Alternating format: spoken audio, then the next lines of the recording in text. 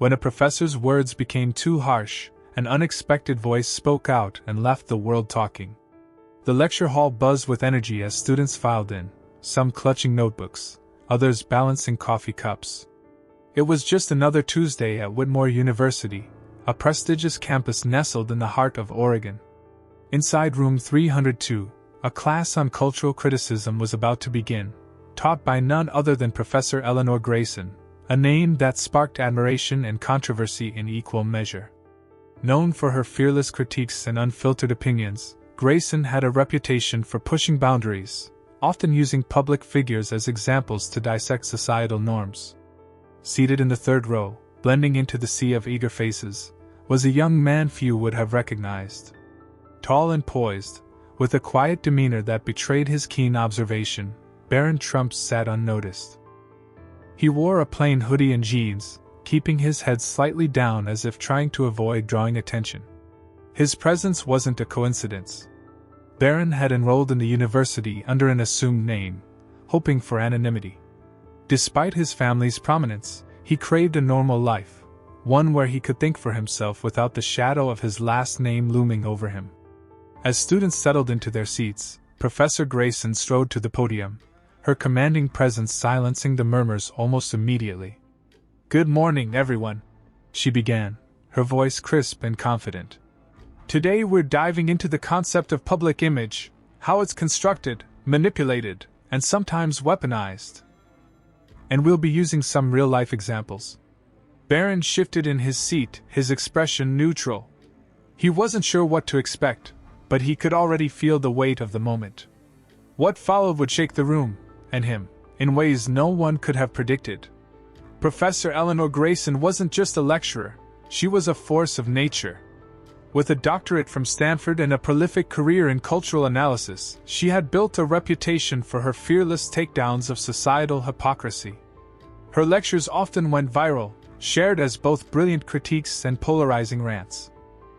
Students packed her classes, eager for the intellectual fireworks she promised. Today seemed no different. As Grayson began, she wove through examples of influential figures, deftly analyzing the contrast between their public personas and the realities lurking beneath. She was captivating, her words sharp and deliberate. Yet it wasn't long before her tone shifted, and she introduced a name that caught Barron's attention instantly. "Take Melania Trump, for instance," she said, pacing the stage with the confidence of someone completely in command. "A woman celebrated for her elegance and poise. Yet what does that say about our collective standards? Are we so shallow that beauty and silence become virtues worth celebrating?" A murmur rippled through the class. Some nodded, others exchanged wary glances. Barron felt a subtle tightening in his chest but kept his face impassive. Grayson continued, her words now dripping with sarcasm. "What about intelligence, contribution, influence through substance rather than surface? Is this truly the image we want to hold up for young women today?" Barron stared at the desk in front of him, his mind racing. He had attended the lecture out of genuine curiosity about the world of academia and intellectual discourse. But now, he felt an unease creeping in, not because he disagreed entirely with the concept, but because of how personal it felt. His classmates seemed entranced, some even chuckling at Grayson's quips. She had a way of making her words feel like gospel, and the room leaned into her critique. But for Barron, this wasn't just a lesson, it was a challenge. A line had been crossed, and he wasn't sure he could let it slide. Professor Grayson didn't stop there. She circled back to Melania Trump, dissecting her every move, from her choice of words during public speeches to her infamous jacket that read, "I really don't care, do you?" The students in the lecture hall leaned in, captivated by her razor-sharp commentary. "She's a symbol," Grayson declared, gesturing for emphasis. "But a symbol of what? Of a bygone era when women were expected to stand silently behind powerful men, to smile prettily, and say nothing of substance." Some students laughed, others murmured in agreement. The energy in the room grew charged as Grayson leaned harder into her critique. "It's fascinating," she added, her voice taking on a mocking edge, "how easily we mistake quietness for grace and compliance for class. What message are we sending to the next generation? Barron's hands tightened into fists beneath the desk. The professor wasn't just criticizing a public figure, she was targeting his mother. For years, he had watched Melania endure judgment and ridicule. People saw only her image, her past as a model, or her accent, and used it as fodder for their assumptions.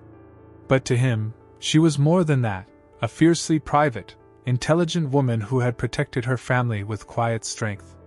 Grayson's words felt like an attack, not just on his mother but on the values she represented. What if, she continued, her voice dripping with sarcasm, we celebrated women who actually made a difference, instead of those who simply wore designer gowns? The class erupted in laughter this time, and Barron felt a sharp pang in his chest. He scanned the faces of his peers. Some were amused, others indifferent, but none seemed to question the one-sidedness of the argument. And yet he stayed silent. For now. He wasn't sure if it was fear, respect for the professor, or the weight of being in an environment where his family name was likely unwelcome. But deep down, a spark of resolve began to burn. Grayson didn't stop there, and as her words grew harsher, so did Barron's determination to speak up. Grayson's voice carried on, each word cutting deeper. Let's not forget the irony, she said, turning toward the class with a faint smirk. A woman whose public statements are scarce but include phrases like be best, a slogan so grammatically awkward it makes you wonder, does it reflect a lack of understanding or a lack of care? The class erupted again, the laughter louder this time. Barron felt his face flush, his heart pounding against his ribcage. It wasn't anger, it was something more complex. Disappointment, frustration, the realization that, for all her intelligence, Professor Grayson was using her platform to humiliate someone who wasn't there to defend themselves. His mind raced through the lessons his parents had drilled into him. Always stay composed, never escalate, and let actions speak louder than words. But this wasn't a moment for silence. For years, Barron had stayed out of the spotlight, letting his family shoulder the public's opinions, critiques, and sometimes outright hostility. Yet now, sitting in that room, he felt a responsibility not just to his mother but to the concept of fairness itself. He took a deep breath, his hand steadying on the desk. Slowly, he raised his hand. It wasn't dramatic or rushed. It was calm, deliberate, almost as if time itself had slowed down. The professor paused mid-sentence, her gaze narrowing as she spotted him. Yes? She asked, her tone clipped, as though annoyed by the interruption. Barron stood, his movements graceful but firm. The room fell silent, every pair of eyes turning toward him. The laughter had evaporated, replaced by a palpable curiosity. No one recognized him yet, but his commanding presence seemed to demand attention. I think you're missing something important, he said, his voice steady, each word clear and deliberate. There was no anger in his tone, no defensive edge, just a quiet confidence that made everyone lean in a little closer. But as his words began to flow, it became clear that Barron Trump wasn't just defending his mother. He was redefining the entire conversation. Barron's voice carried through the room, steady but unyielding. You talk about my mother as if she's just an image, a caricature of what society wants her to be. But have you ever stopped to consider the humanity behind the headlines? The professor blinked, caught off guard by the interruption. A few students exchanged glances, unsure of where this was going. Still, Barron pressed on, his tone measured but firm. My mother grew up in a small town in Slovenia, in a family that didn't have much. She worked hard to make something of herself, navigating a world where people judged her for everything, her accent, her looks, her past. And yet she succeeded. She became a model, learned 5 languages, and eventually became the First Lady of the United States. Not because she sought fame or power, but because she believed in her family and her values. A murmur rippled through the room. Some students shifted uncomfortably in their seats, while others leaned forward, drawn in by the unexpected depth of his words. Barron's voice never wavered, his gaze locked on Professor Grayson. You say she represents outdated ideals, but maybe the problem isn't her. Maybe it's how we, as a society, decide what's worth celebrating. You criticize her for being quiet, but isn't there strength in choosing your words carefully? In speaking only when you have something meaningful to say? The room was utterly silent now, the weight of his words settling over the students like a heavy blanket. Even Grayson, known for her quick rebuttals, seemed momentarily stunned. And let's not pretend, Barron continued, that public figures like my mother don't pay a price for everything they do. Every smile, every gesture, every mistake is dissected, mocked, and judged by people who've never walked a day in their shoes. We're quick to tear people down but slow to consider the cost of living under that microscope. He paused, letting the room absorb his words. For the first time, the students saw not just a classmate but someone who carried the weight of experiences they could barely comprehend. But Barron wasn't finished yet. What came next would challenge not just the professor but everyone in the room to think differently. For a moment, the room felt suspended in time, as if everyone was collectively holding their breath. Then a faint shuffle of papers broke the silence, followed by the soft hum of whispered reactions. Some students leaned forward, eager to hear more, while others sat back, reflecting on what they had just witnessed. Sat frozen, their eyes wide with surprise, while others exchanged glances that ranged from impressed to uneasy. Barron's words had cut through the noise in a way no one had anticipated. Professor Grayson, typically quick to retake control, hesitated. Her confident demeanor faltered for just a second before she composed herself. "Those are compelling points," she said, her tone measured but tinged with defensiveness. "But isn't it fair to scrutinize public figures, especially when they occupy roles that influence millions?" Barron nodded, his expression calm. "It's fair to scrutinize actions. But what you're doing isn't scrutiny, it's mockery. It's easy to judge someone based on what you see from the outside, but it's harder to understand their full story. What if we shifted the conversation to the values behind the image instead of tearing down the person?" The professor opened her mouth to respond but seemed to think better of it. A few students started clapping, a tentative sound at first, then growing louder. One by one, others joined in until the room was filled with applause. The sound was more than just approval. It was a release of tension, an acknowledgement that something extraordinary had just happened. A student in the back raised his hand. "I never thought about it like that," he admitted. "Maybe we are too quick to judge people we don't know." Another chimed in. "Yeah, it's easy to point fingers, but we forget that public figures are still human beings." The ripple effect of Barron's words was undeniable. Grayson, now standing silent at the podium, glanced around the room. It was clear that the dynamic had shifted. What began as her lecture had turned into a conversation, a real, raw exchange of ideas that she hadn't entirely anticipated. Barron sat down quietly, his presence no longer anonymous. He didn't smile or revel in the attention.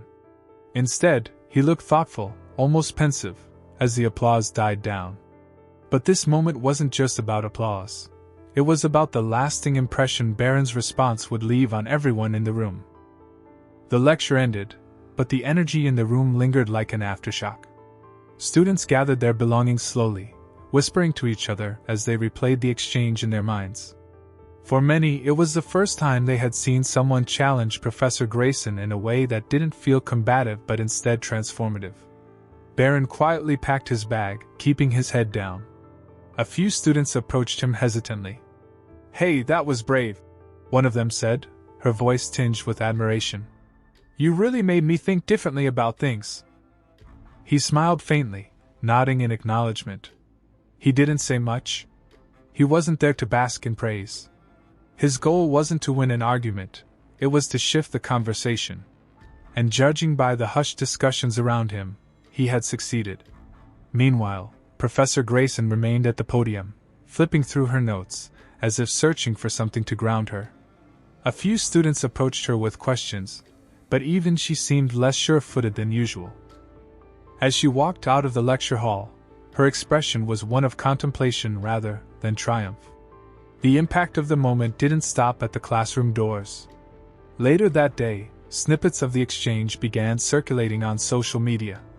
A student had recorded part of Barron's response and shared it online with the caption, "When the quietest person in the room changes everything." Within hours, the clip gained traction, sparking debates in comment sections about respect, public perception, and the power of standing up for what you believe in. Across campus, students debated what had happened. Was Grayson out of line? Was Barron right to speak up? For the first time in a while, the focus wasn't on gossip or superficial matters. It was on meaningful dialogue about values, judgment, and humanity. Professor Grayson, known for her stubbornness, found herself replaying Barron's words in her mind long after the lecture had ended. That evening, as she prepared for her next class, she paused, staring at her notes. Something about her usual approach felt off now, hollow, even. For all her critiques of public figures, she realized she had overlooked an essential truth: compassion isn't weakness, it's a strength. But this was only the beginning. What started as a single moment in a lecture hall was about to ripple far beyond the university's walls. A week later, the lecture hall was buzzing again, but this time, the energy was different. Students arrived early, filling the seats and chatting in hushed tones about the previous week's confrontation. Professor Grayson stood at the podium, her usual commanding presence tempered with a newfound humility. She opened the lecture by addressing the moment that had clearly left its mark. "Last week, something remarkable happened in this room," she began, her voice steady but reflective. "I was challenged in a way that made me reconsider not just my arguments but my approach to teaching. And for that I owe all of you, especially one of you." She glanced briefly toward Barron. "My gratitude." The room was silent, captivated by her unexpected candor. "Criticism is important," she continued, "but so is understanding. We can't truly analyze or challenge societal norms without empathy. Last week, I failed to extend that empathy to the subject of my critique. For that I apologize." Barron, seated in his usual spot, offered a slight nod of acknowledgement. He didn't need a grand gesture. The shift in tone was enough. The events of that day didn't just end in the classroom. They sparked a broader discussion across campus about how we engage with ideas, public figures, and each other. Students began questioning not just the subjects of their debates, but the way they approached them. Social media lit up with conversations about the importance of fairness and respect, even in criticism. For Barron, life went on quietly, just as he preferred. He returned to his studies, avoiding the spotlight as much as he could. But his actions had left an indelible mark. Without intending to, he had taught a lesson that transcended any lecture, a lesson about standing up for what you believe in, not with anger or defensiveness but with grace and conviction. The story carried a powerful moral. In a world quick to judge and slow to understand, it takes courage to stand up for fairness and humanity. Respect doesn't diminish critical thought, it enhances it, reminding us that even in disagreement, we can choose compassion over mockery. As the semester unfolded, the students who witnessed that moment carried its message with them, and the ripple effect continued to spread far beyond Whitmore University. So the next time you're faced with a moment of judgment, pause and ask yourself, are you challenging the idea, or are you tearing down the person? If this story resonated with you, remember to like, share, and subscribe for more thought-provoking stories. Let's keep the conversation going.